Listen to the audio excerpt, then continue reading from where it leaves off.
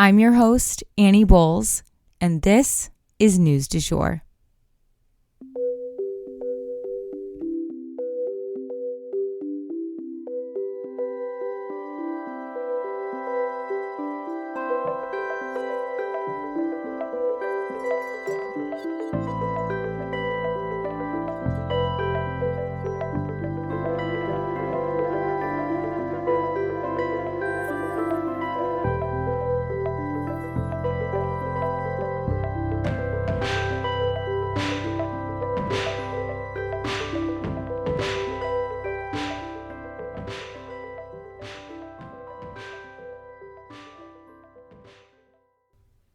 Hey, you guys, and welcome to a bonus episode of News du Jour. Today, we are going to be recapping the Republican primary debates, as well as Trump's interview with Tucker Carlson that aired at the same time. Let's get into it. So just to set the scene a little bit, Trump aired a pre-recorded interview with Tucker Carlson, who used to be part of Fox News but has been fired. So he just aired this on Twitter. And they put this interview out at the same time that the Republican national debate was going on. So you were kind of forced to pick one to watch versus the other. That said, of course, you could find the recorded interview with Donald Trump afterwards. But we're going to go ahead and start with the Republican primary debate notes because obviously it was the official proceeding and I want to make sure that it's given its due. And then we will touch on Donald Trump's interview, which is, as a lot of things that Trump does, unprecedented. You know, I don't think there's ever been an instance where a presidential candidate has done something like this. But without further ado, we'll go ahead and jump into the details of the debates. So the debate took place in Milwaukee, and there were 8 different candidates on the stage: Mike Pence, Ron DeSantis, Chris Christie, Nikki Haley, Vivek Ramaswamy, Asa Hutchinson, Tim Scott, and Doug Burgum. It opened with a clip of Biden, actually, which was super interesting. They played like a video, which I don't think I've ever seen that done either. And open it up talking about the economy, or what they call Bidenomics. DeSantis brought up Hunter Biden's paintings, which I didn't even know Hunter Biden sold paintings. I didn't know that's something he did. So that was fascinating. And very random seeming to discuss like the economy and be bringing up Hunter Biden's paintings. But Vivek Ramaswamy started off strong. I did not know much about him as a candidate, and he is a very, very interesting character. I'm definitely left wanting to know more about him after the debates because he left such a strong impression. Nikki Haley then called out Trump's spending and how he had added quite a bit to our national debt and said that Republicans basically needed to look in the mirror when it came to spending. Pence points out his economic past, you know, as a governor versus in the White House. He said now is not the time for on-the-job training as well. And it was a playful back and forth between him and Vivek. Basically, Vivek he's green, you know, and he sees that as an asset. And Pence was trying to make the point that he has a lot more experience in the West Wing than Vivek does. It was playful at first. I think it took a turn a little bit later on, but at this point in the debates, they were having this very playful back and forth that I really appreciate. Given that politics has become so heated as of late, it was nice to see people taking it a little bit lighter. And Ron DeSantis said to the camera, Fauci is fired, which I thought was so interesting to bring up Mike Fauci. Also, like, I feel like these are things that I don't know if they're on the minds of American people. Like, I feel like we haven't talked about Fauci on this podcast in so long. He's not really relevant right now. So it's really interesting that that was brought up in the debate. And it wasn't a question that was asked. Ron DeSantis brought up Fauci out of nowhere. Doug is also from a small town of 300 people, and he came across, I felt, as very sweet. And I think his demeanor will really appeal to a lot of people. I don't know that he stands a chance in this race, but I did love that he came from a small town and wore that as a badge of honor. There was also a question from the audience, a young person, basically asking, what are you guys going to do about climate change? We know climate change is real. It is happening to us. What are you guys going to do about it? And this was a young Republican asking this question. And so the moderators asked the candidates to do a show of hands, who does and who does not believe in human-made climate change. And it was crazy because Ron DeSantis got really angry and basically said, we're not school children, and like tried to shut it down, and then went on this rant about the climate, and they didn't answer the question. And that to me was incredibly frustrating because I did want to see them raise their hands and kind of get in or get out and like put their feet to the fire and see where the different candidates really stood on this really important question. But we didn't get that answer because Ron DeSantis came in and shook things up. Then Nikki Haley took the mic, I guess, and she said basically, she kind of redirected the question. She said, of course, climate change is real. Of course, it's happening. But China and India are the ones who really need to rein in their emissions now. You know, we have cut way back and we've been doing great. And so they're the ones who are really the problem. I think at the end of the day, obviously, we all need to be getting back because we know that if we stopped emitting, you know, right now, we'd still have the effects of climate change. So we all need to be cutting back. But I did think that was an interesting tactic by Nikki to basically turn the question around towards other people. Chris Christie said Vivek reminded him then of Obama, a young Obama, and he meant this in a bad way. And I felt that that was a very interesting exchange because he was one of two brown men on the stage. And if you're trying to say that as an insult, it did just rub a lot of people the wrong way and had a big reaction from the audience. Vivek seemed to take it in stride, though. I venture to say there's not a lot that's going to get that man down. He's like the little Energizer bunny. He seems like he could just like go and go and go. He was smiling so big the whole time too. Something about him just reminded me of like a really enthusiastic car salesman. Yeah, he was quite the character. But then I thought it was interesting. They specifically, the moderators wanted to ask Nikki as a woman about abortion. So she said we needed to stop demonizing abortion, that she is, you know, completely pro-life. But that said, we all realize that there is a time and place for abortion, and there's a time and place where it shouldn't happen. So she was landing in this gray area where she's personally against abortion, but wants to have the law reflect the complexities of this issue.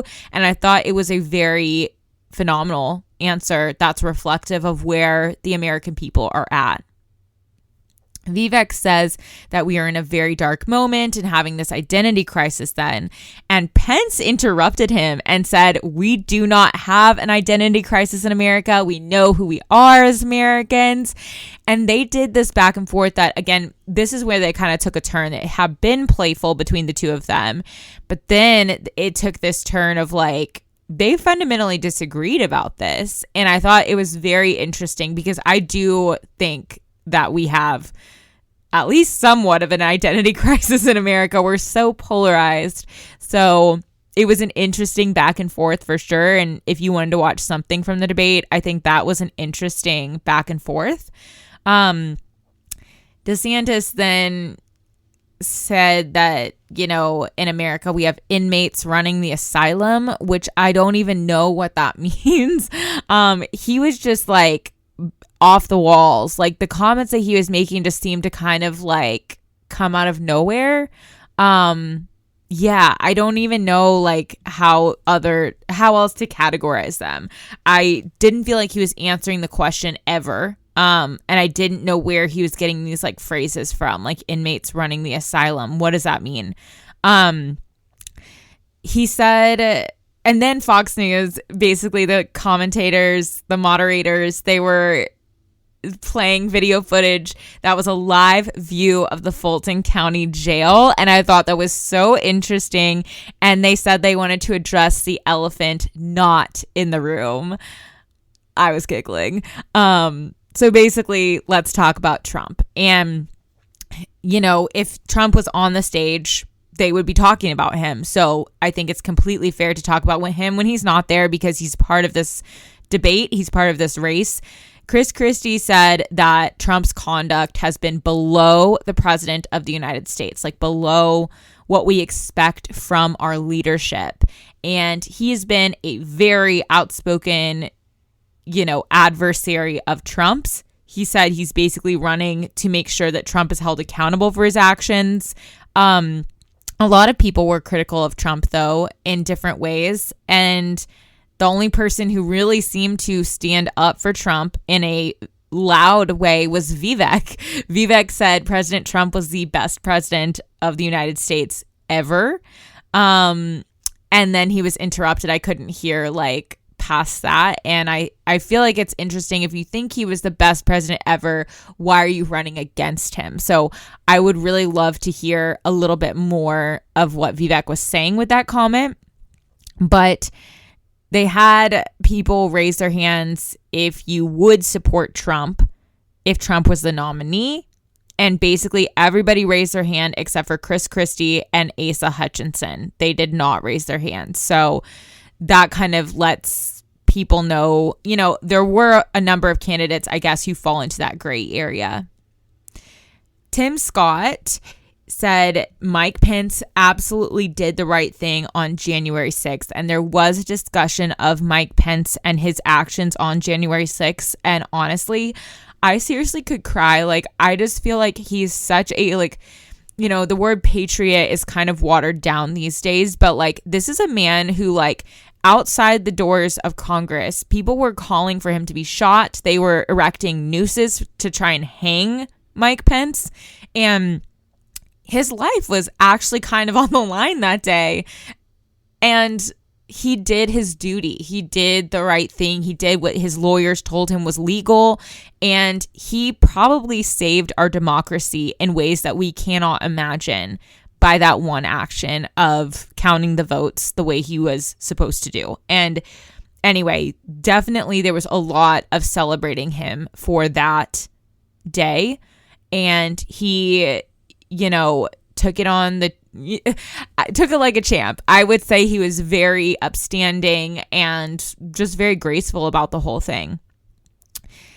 Nikki said that Trump is the most disliked candidate in America, and I thought that was an interesting way of putting it. I never really thought about it that way. The debate overall, I would say, was definitely a different tone than what we have seen lately. It was almost a revert back to the good old days in a lot of ways. But I'll circle back to overall impressions in one sec.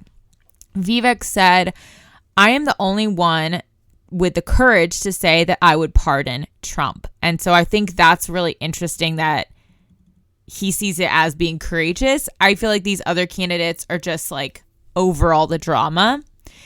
And a lot of them don't really want to deal with it. There's those who are outspoken in defense of Trump.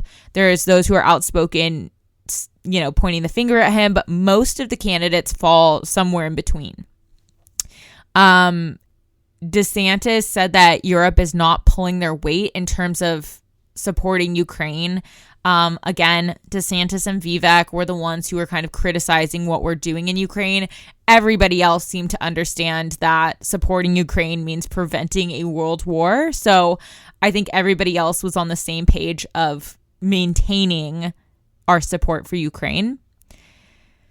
Yeah, and Chris Christie was the one who really went into graphic detail of what's going on in Ukraine. People being raped, people being murdered, having their eyes gouged out, you know, just very graphic detail of what's happening there. Children by the hundreds of thousands being ripped from their parents' arms and basically abducted and taken to Russia. That is one of the worst things that's going on right now. And he made sure to underscore that as a big part of why we're doing what we're doing in Ukraine and supporting them.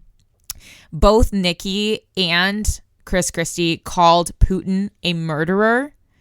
And Pence said, we can do both. We can support our country here at home and support Ukraine. We can be the leader of the free world and lead. And I thought that was an interesting way to put it as well. And Nikki said we need to know the difference between good and evil, that Putin is a thug and a murderer. And she said that DeSantis was wrong, that per GDP, Europe is actually given a lot more than we have. Vivek said, our country pays more for women to live single without men.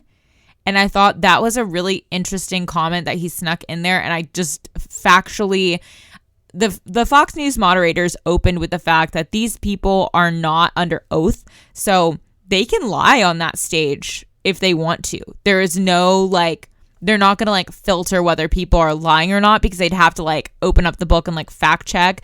For example, when they opened up, they said that Florida's crime rates have gone up since Ron DeSantis has been governor. The Fox News pundit said that. And he immediately said that's not true. They've gone down since I've been the governor. So what's difficult with debates is you don't really know who's telling the truth. And at the end of the day, I highly doubt that a woman would make more to be single. I don't really know what that means and how you would even quantify that. The last question, though, was really interesting. It was about UFOs. And I love that they went there. I love that UFOs have made their way into the mainstream. However, nobody really answered the question. I think, they were asked, Chris Christie specifically was asked if he would level with the American people about what's going on with UFOs. And he said it's the president's job to level with the American people about everything, which yes and no. We obviously have state secrets that you can't just tell everybody about, but it's very interesting that UFOs made their way into the conversation, and that's kind of where things ended. Overall impressions. So the biggest takeaway that I had was that this debate seemed far more mature than many debates we've had in recent years, pretty much all of them. There was no name calling. There was no mudslinging. It seemed very professional. People were really talking about the issues, and I felt like it was hearkening back to a George W. Bush era. And, I will say I felt like Asa and Burgum were unfortunately pretty forgettable characters. I think Chris Christie, Tim Scott, Nikki Haley, Mike Pence, they definitely brought me back to that George W. Bush era where they made a strong impression, but a very upstanding and graceful impression. In terms of being what we think of as presidential, I would say that Mike Pence certainly carried himself with the most presidential presence. That's just my personal opinion. And then Ron DeSantis and Vivek Ramaswamy were definitely they were the ones making the most off the wall comments. And if there was slight mudslinging, it was coming from the two of them. And they were the most loud. They didn't raise their hand. They interrupted other people quite a bit. And again, brought up a lot of off the wall stuff. And for example, Ron DeSantis just saying he's not going to raise his hand and participate in the way that Fox was wanting them to.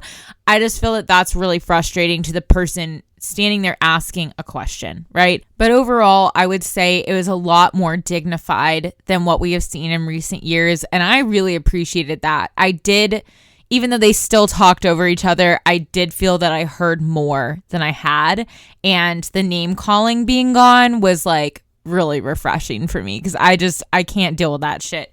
Anyway, the name calling was alive and well on the Trump and Tucker Carlson interview. So without further ado, we'll jump into that segment. So almost immediately, Trump and Tucker Carlson were attacking Fox News and Ron DeSantis. that was the first person that he insulted. He called him Ron Sanctimonious. Then he moved on to Asa, who, again, in the debates was kind of a forgettable character. So it was laughable to me that that's like the second person he wanted to attack. Like, it's almost that Trump is giving him more airtime by bringing him up. I don't know why he's so, focused on Asa, but he's called him Ada, and he would not explain to Tucker Carlson why he calls him Ada. So I'm assuming it's some kind of an insult like Ron Sanctimonious, but he also called him weak and pathetic and nasty. And Asa was probably the most forgettable person on the debate stage. So it's so hard to like understand where these like this very strong language is coming from. But anywho, he called Chris Christie a lunatic. He said Democrats were, quote, sick people, end quote. He said that he didn't think Joe Biden would make it to the November 2024 elections, implying that he thinks he will die before then. And he said that 2 different times. They talked about Joe Biden dying before he reached the election twice. And that to me is just like horrifying, just undignified. Again, like doesn't need to be said. He said that Biden was having trouble lifting his feet out of the grass, said that he was worse mentally than he was physically. He ranted about Biden in the grass like quite a bit, walking through the grass, not lifting his feet, and then also ranted about Biden on the beach. And I thought I would play you guys a little clip of that. He can't lift his feet out of the grass. It's only 2 inches at the White House, right? That's not a lot. But you watch him and it looks like he's walking on toothpicks. So, and then you see him on the beach where he can't lift a chair. Those chairs are meant to be light, right? They're like 2 ounces. You lift them up. He can't lift the chair. He can't walk to the chair. And I don't know what they're doing with the beach. This beach is seeming to play a big role, but they love pictures of him on the beach. I think he looks terrible on the beach. Skinny legs. Well, he can't walk through the sand. Sand is not that easy to walk through, but when he walks through it, he can't walk through the sand. And there's somebody in there that thinks he looks fabulous at the beach. I think he looks horrible at the beach. As I always say, I can't make this shit up, Anyway, that is what it is. They then moved on to Kamala and started attacking her. Tucker says she seems pretty senile too. And Trump said, quote, she speaks in rhyme, end quote. Like, what? And even Tucker was like, she speaks in rhyme? Like, what on earth do you mean by that, Donald? And he didn't really explain himself. He just repeated it. She speaks in rhyme. And so I don't even know what that means. But basically, then they talk about the election being stolen, wanting to go back to paper ballots. Trump said Democrats have to cheat, otherwise they wouldn't get elected, things of that nature. And they kept suggesting that the Democrats would soon try to kill Trump. In no uncertain terms did they say that. And actually, it was really Tucker who was saying that. Trump was sort of like, yeah, maybe they would. Tucker kept saying, so there's nothing left to do but kill you. And I just feel that this was obviously in stark contrast to what we saw on the debate stage. Like I said, on the debate stage, it was very dignified, very presidential. There was no name calling that I can remember. And there definitely wasn't talk of Biden dying or anybody dying, other than when we touched on Ukraine and what's going on with the war. It was very focused on the issues and what's going on and what they plan to do as president. And this meandering interview was just completely different tone. Overall impressions were just basically what I just said. They also cussed in this interview, Tucker used the word bitchy and bullshit and things like that. And so I know it's a different day and age, and we've heard Biden, cuss as well, but I'm totally uncomfortable with that no matter who it is coming from. I just feel that there has to be a time and place where we are more dignified. And I cuss on this podcast, but we're meant to be a casual place to get your news. And I think that the White House and the top leaders of our country just shouldn't be doing that. That's just, I do think it like denigrates. And there was on the debate stage, there was no cussing. It was, again, very professional. So it's just, it was a very interesting evening. It was very interesting watching these two events play out at the same time. And that is our recap of the debates and the Trump Tucker Carlson interview. I will definitely keep you guys posted if anything else comes out about these two events. And I will catch you in your feed tomorrow morning. If you enjoyed this episode, please subscribe on whatever podcast platform you use to listen. A rate and review or shout out on social media would mean the world to us and help us be able to keep creating the news du jour. But the best way to support all of our work is to become a patron at www.patreon.com/sugarfreemedia. You can also follow us on social media under sugarfreemedia.co on Instagram and just sugarfreemedia, all one word, on TikTok. Any little noises you may hear in the background are my rescue pup. He has a little separation anxiety and always records with me. We appreciate you listening and look forward to telling you about the news again next time on News du Jour. Broadcasting from Oklahoma.